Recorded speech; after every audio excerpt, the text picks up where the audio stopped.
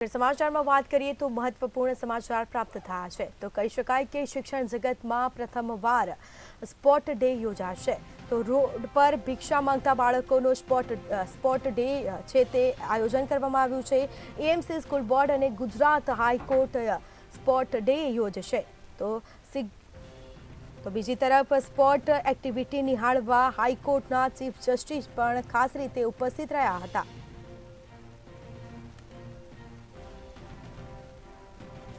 તો મહત્વપૂર્ણ સમાચાર પ્રાપ્ત થયા છે શિક્ષણ જગતમાં પ્રથમ વખત સ્પોર્ટ ડેનું આયોજન કરવામાં આવ્યું છે સ્પોર્ટ્સ ડે યોજાશે રોડ પર ભિક્ષા માંગતા બાળકોનો સ્પોર્ટ્સ ડે યોજાશે તો એએમસી સ્કૂલ બોર્ડ અને ગુજરાત હાઈકોર્ટ દ્વારા આયોજન કરવામાં આવ્યું હતું। વધુ વિગતો સાથે સંવાદદાતા મેહુલ દુધરેજા ફોનલાઈન પર જોડાઈ ગયા છે। જી, શિક્ષણ જગતમાં પ્રથમ વખત સ્પોર્ટ્સ ડે યોજાવાનો છે, શું છે માહિતી?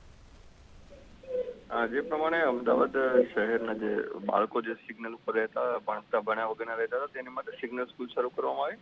હવે આ બાળકો છે તે વધારે આગળ વધે તે માટેના જે પ્રયાસો કરવામાં આવે છે અને આ બાળકો જે છે સ્પોર્ટ્સ લેવલની અંદર પણ આગળ પોતાનું નામ બનાવે તે માટેના ભાગરૂપે સ્પોર્ટ એક્ટિવિટી માટેની જે તૈયારીઓ કરવામાં આવી છે। આ જે પ્રથમ આયોજન છે તે કરવામાં આવ્યું છે જે બાળકો છે તેની માટે જે પ્રમાણે 153 જેટલા બાળકો છે તે અલગ અલગ રમતોની અંદર રમત રમવાના છે અને તેને નિહાળવા માટે હાઈકોર્ટના જજ છે તેઓ પણ આવવાના છે અને આ તમામ જે સ્પોર્ટ એક્ટિવિટી છે તેની અંદર બાળકોને સારું પ્રોત્સાહન મળે તે માટેની એવોર્ડની પણ જે જાહેરાત છે તે કરવામાં આવશે। આગામી દિવસોમાં સિગ્નલ સ્કૂલની અંદર ભણતા જે બાળકો છે તેને વધારે આગળ વધે અને તેનું પણ એક સમાજમાં સારું નામ થાય તે માટેનો પ્રયાસ છે તે સ્કૂલ બોર્ડ દ્વારા કરવામાં આવ્યો છે। જી, તમામ જાણકારી આપવા બદલ આપનો આભાર। તો શિક્ષણ જગતમાં પ્રથમ વખત સ્પોર્ટ્સ ડેનું આયોજન કરવામાં આવ્યું છે એમસી સ્કૂલ બોર્ડ અને ગુજરાત હાઈકોર્ટ દ્વારા આયોજન કરવામાં આવ્યું છે જેમાં સિગ્નલ સ્કૂલમાં અભ્યાસ કરતા 153 બાળકો માટે સ્પોર્ટ્સ ડેનું આયોજન કરાયું છે।